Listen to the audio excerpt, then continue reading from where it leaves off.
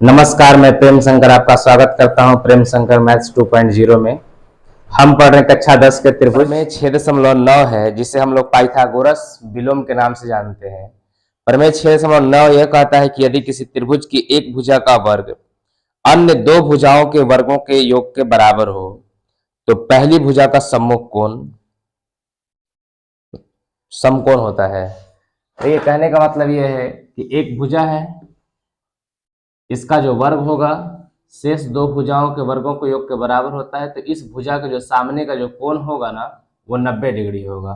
यही बात यहाँ लिखे हैं हम कि एबीसी एक त्रिभुज है जिसमें एसी ये हमारा कर्ण हो गया, एसी का जो स्क्वायर होगा एबी का स्क्वायर प्लस बीसी का स्क्वायर के बराबर होगा। और ये कोण बी हमें साबित करना है कि कोण बी जो है हमारा 90 डिग्री होना चाहिए, ये बात हमें प्रूफ करनी है। तो सबसे पहले हम रचना करेंगे कि एक त्रिभुज रचना कर लेते हैं यहां से हम, और त्रिभुज पी क्यू आर है।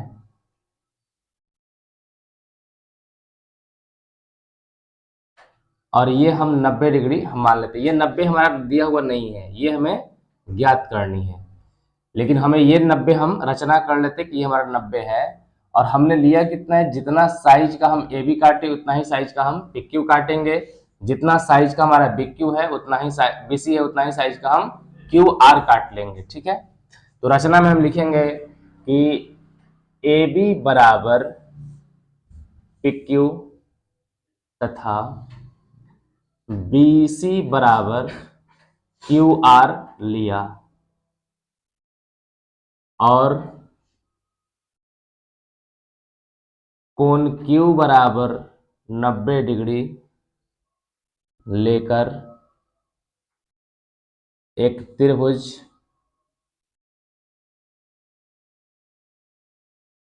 पी क्यू आर की रचना की।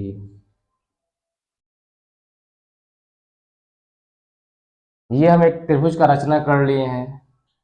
अब प्रमाण में लेकर के चलते हैं हम।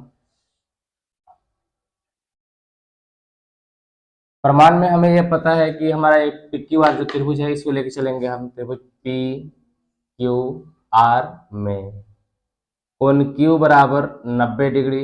जैसे ही 90 डिग्री आप देखते हैं पाइथागोरस प्रमेय लगाइए, सीधा सीधी पाइथागोरस प्रमेय।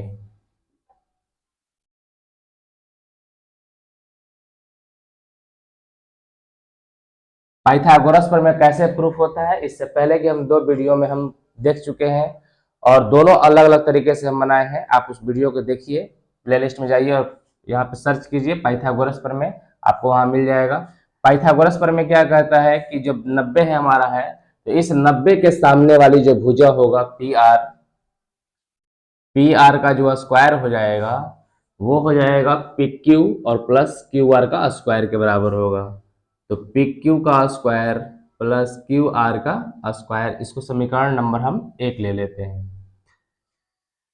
यहां से हमें दिया हुआ है कि जो एसी है, एसी का स्क्वायर बराबर है हमारा है ए बी का स्क्वायर प्लस बी सी का स्क्वायर। ये बात हमें प्रश्न में दिया हुआ है, तो हम ए सी स्क्वायर तो रहने देंगे, ए बी स्क्वायर के जगह पर, ए बी के जगह पर हम क्या रख सकते हैं, तो पी क्यू रख सकते हैं। पी क्यू का स्क्वायर कर लेते हैं सीधा सीधी इसको, पी क्यू का स्क्वायर प्लस बी सी के जगह पर हमारा क्यू आर आ जाएगा।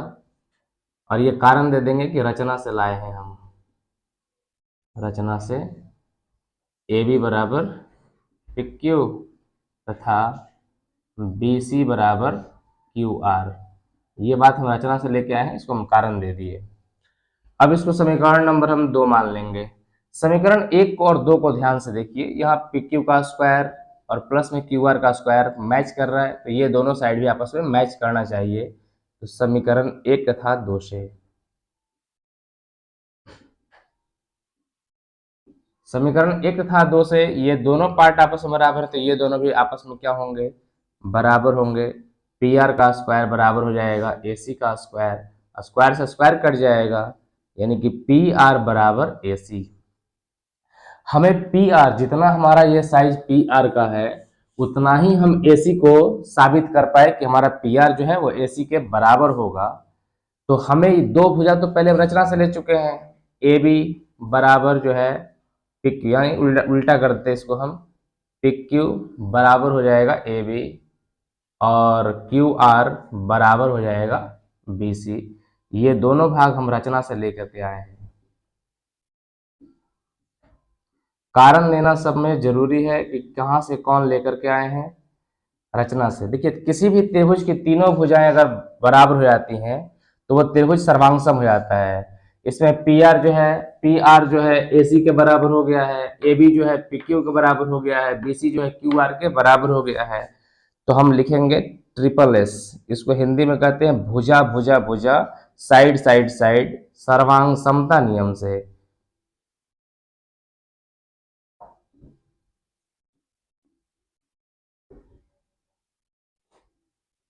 सर्वांग समता नियम ये कहता है कि ये दोनों त्रिभुज आपस में सर्वांग सम होंगे।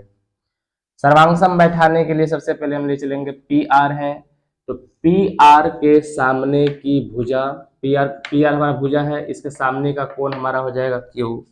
तो अगर हम यहाँ पे कोण क्यू ले लेते हैं तो ए सी के सामने हमारा कोण है बी है, तो यहाँ पर हम बी ले लेते हैं।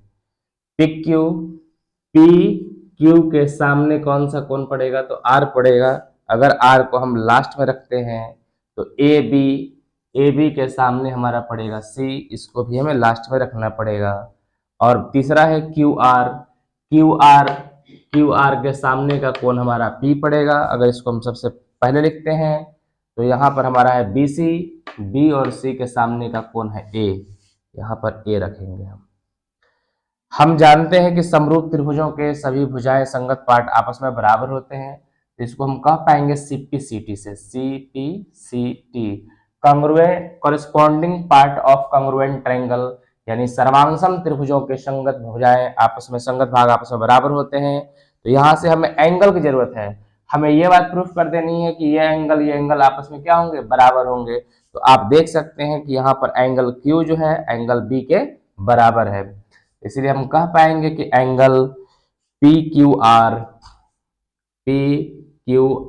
बराबर हो जाएगा एंगल ABC के।